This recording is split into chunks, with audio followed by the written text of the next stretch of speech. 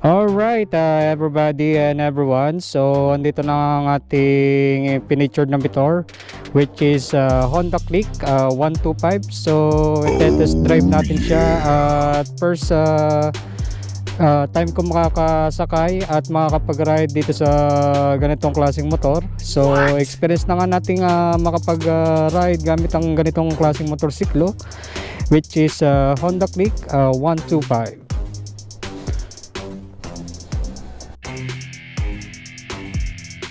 Alright, sakyan na nga natin siya.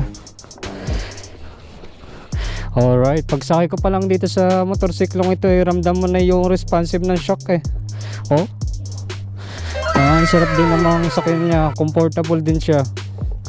So, disuswi pa nga itong motorsiklong ito at panda rin natin siya. One click start. Kaya nga, Honda Click 125, one click.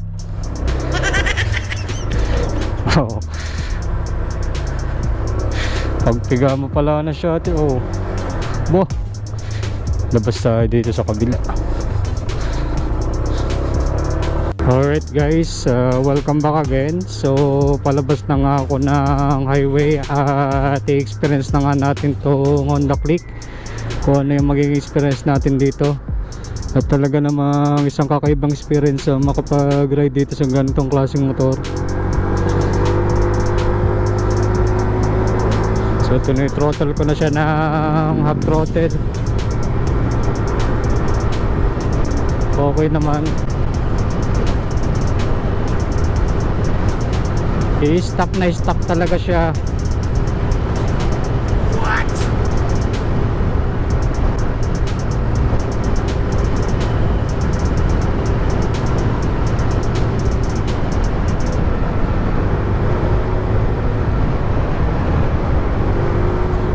Talagang wala rin ka-delay ito motorsiklong ito. Kahit ilang kilometers na yung tinakbo, nandun pa rin yung responsiveness ng throttle Ganito talaga yung mga scooter na motorsiklong, ganito ang gustong kuhanin.